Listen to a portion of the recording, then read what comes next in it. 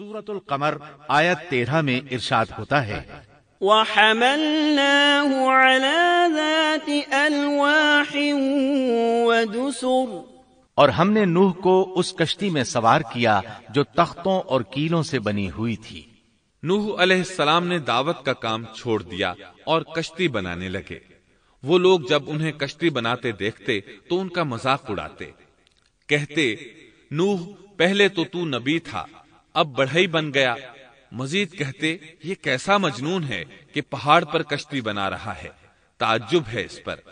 اللہ نے ان کافروں کے مذاق کا ذکر سورہ ہود آیات 38 اور 39 میں کیا ہے۔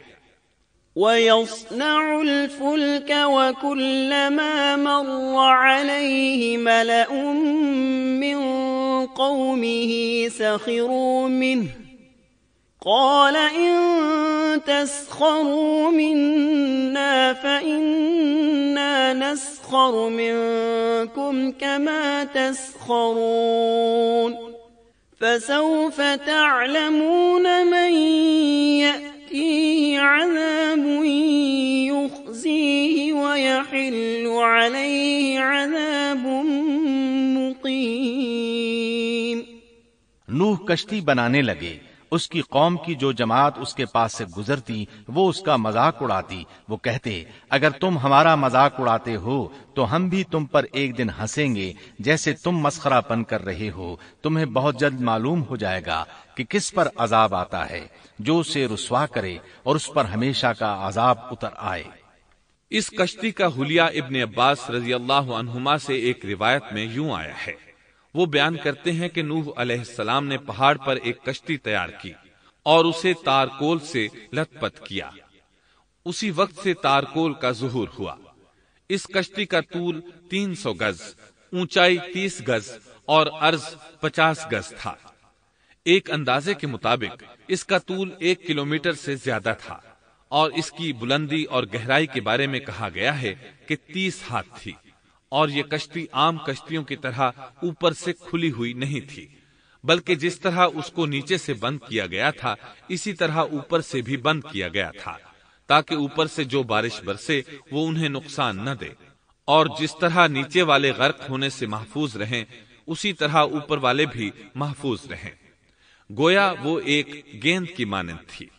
اس میں الگ الگ 3 درجے بنائے گئے تھے، ہر درجے میں ایک دروازہ تھا، اور یہ 3 دروازے اس طرح تھے کہ ہر دروازے کے اوپر ایک دروازہ تھا۔ یہ اس کشتی کا حلیہ تھا جس کے راوی ابن عباس رضی اللہ عنہما ہیں۔ یہ کشتی آج بھی موجود ہے۔ اللہ تعالیٰ نے اس کشتی کو بطور عبرت اور نشانی کے باقی رکھا ہے، جیسا کہ اللہ تعالیٰ فرماتے ہیں وَلَقَدْ تَرَكْنَاهَا آيَةً فَهَلْ مِن مُدَّكِرٍ، اور بے شک ہم نے اس واقعے کو نشانی بنا کر باقی رکھا، پس ہے کوئی نصیحت حاصل کرنے والا۔ اس صدی میں علماء کے ایک گروہ نے اس کشتی کو ترکی کے ایک پہاڑ پر پا لیا ہے۔ اب وہ 2 ٹکڑوں میں تقسیم ہو چکی ہے۔ اس کا حلیہ وہی تھا جو بیان ہوا۔ اللہ کا فرمان سچا ثابت ہو گیا کہ ہم نے اس کو نشانی بنا کر باقی رکھا ہے۔ اس کے بعد طوفان آیا۔ اللہ تعالیٰ نے نوح علیہ السلام کو اس طوفان کے ظہور کی ایک نشانی اور علامت بتلائی تھی۔ نوح علیہ السلام کے گھر میں ایک تنور تھا۔ اللہ نے فرمایا جب یہ تنور جوش مارنے لگے اور پانی اس سے ابلنے لگے تو سمجھ لینا اللہ کا وعدہ آ گیا۔ چنانچہ اس وقت مومنوں کو اور اپنے اہل و عیال کو اور زمین پر بسنے والے تمام جانوروں کا جوڑا جوڑا اس کشتی میں سوار کر لینا۔ تنور سے کیا مراد ہے؟ اس کے متعلق مفسرین میں اختلاف ہے۔ بعض کہتے ہیں کہ اس سے مراد ایک چشمہ ہے جو زمین سے نکلتا ہے، لیکن راجح روایات کے مطابق اس سے مراد معروف تنور ہے جس میں آگ جلا کر روٹیاں پکائی جاتی ہیں۔ یہ تنور نوح علیہ السلام کے گھر میں تھا، اور اسی کو اللہ نے طوفان کے آنے کی علامت بتایا اور فرمایا کہ جب یہ پھوٹ پڑے اس وقت ہر چیز کا جوڑا جوڑا کشتی پر سوار کر لینا۔ اللہ تعالیٰ سورہ ہود آیت 40 میں فرماتے ہیں حَتَّى إِذَا جَاءَ أَمْرُنَا وَفَارَ النور قل نحمل فيها من كل زوجين اثنين وأهلك إلا من سبق عليه القول وما آمن معه إلا قليل. یہاں تک کہ جب ہمارا حکم آ پہنچا اور تنور ابلنے لگا، ہم نے کہا اس کشتی میں ہر قسم کے جوڑے دوہرے سوار کر لے، اور اپنے گھر کے لوگوں کو بھی سوائے ان کے جن پر پہلے سے بات پڑ چکی ہے، اور سب ایمان والوں کو بھی. اس کے ساتھ ایمان لانے والے بہت ہی کم تھے. کشتی میں سوار ہونے والوں کی تعداد 80 بتائی جاتی ہے. چنانچہ جب تنور جوش مارنے لگا تو نوح علیہ السلام کشتی میں سوار ہو گئے. کشتی ان کی بستی میں لوگوں سے دور پہاڑ پر تھی. اللہ کی قدرت کہ تمام قسم کے جانور بھی کشتی کے پاس آ گئے. نوح علیہ السلام نے انہیں بھی سوار کر لیا. اللہ تعالیٰ سورۃ القمر آیات 11 اور 12 میں فرماتے ہیں، ففتحنا أبواب السماء بماء منهمر وفجرنا الأرض عيونا فالتقى الماء على أمر قد قدر.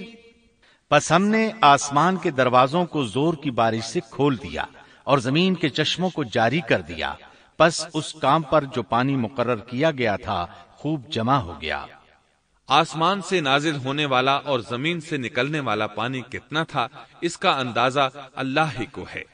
بہرحال اس پانی نے زمین پر رہنے والے انسان، چوپائے، حیوانات، غرض ہر چیز کو غرق کر دیا. اس بارے میں اللہ فرماتے ہیں، نوح نے اپنی قوم سے تنگ آ کر ہمارے حضور دعا کی، ہم تو ہیں ہی بہترین طور پر دعاؤں کے قبول کرنے والے. فوراً ان کی دعا قبول کر لی اور اس تکلیف اور ایذا سے انہیں بچا لیا جو انہیں کفار سے روز مرہ پہنچ رہی تھی، اور ان کی اولاد کو ہم نے باقی رہنے والی بنا دیا، یعنی انہی کی اولاد سے پھر سے دنیا آباد ہوئی، کیونکہ صرف وہی لوگ بچے تھے جو کشتی پر سوار تھے، اور ہم نے ان کا ذکر خیر پچھلوں میں باقی رکھا. نوح علیہ السلام پر تمام جہانوں میں سلام ہو. ہم نیکی کرنے والوں کو اسی طرح بدلے دیتے ہیں. وہ ہمارے ایماندار بندوں میں سے تھا. پھر ہم نے باقی سب کو غرق کر دیا. سورۃ القمر آیت 13 میں ارشاد ہوتا ہے، وَحَمَلْنَاهُ